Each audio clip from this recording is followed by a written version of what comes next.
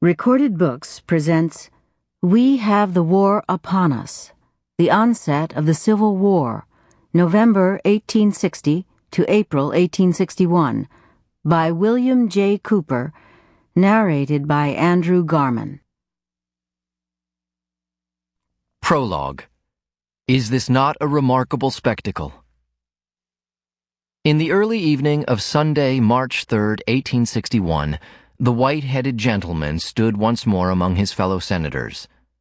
Of medium height, spare and erect, with a face deeply lined, almost craggy, John J. Crittenden commanded attention. With a long commitment to his country and an unsurpassed reputation for integrity, he was foremost a man of character. But Crittenden's audience consisted of more than his Senate colleagues. Spectators jammed the galleries long before he spoke at 7 p.m. In this assembly sat Abraham Lincoln, to be inaugurated president the next day. For the past 3 months, during the entire span of the second session of the 36th Congress, Senator Crittenden had striven to get his colleagues to address the crisis that convulsed the nation. The Union he cherished was coming apart.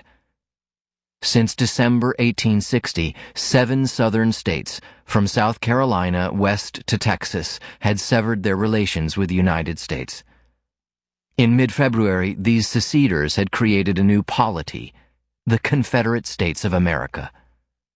Furthermore, turmoil and uncertainty about their future course dominated discussion in most of the remaining 8 slave states. Recognizing his inability thus far to secure any congressional action to prevent this dismemberment, Crittenden on that Sunday made a final plea for his beloved Union. John Jordan Crittenden isn't a name remembered today, but in 1860 and 1861 he was a consequential man with admirers in both North and South.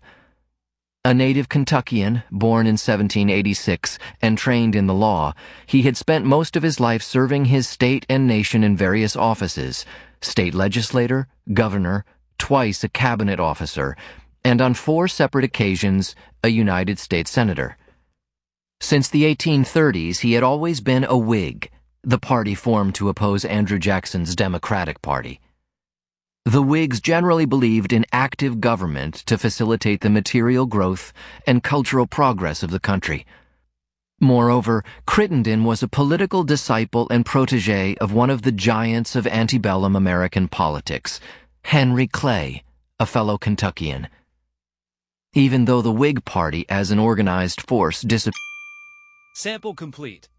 Ready to continue?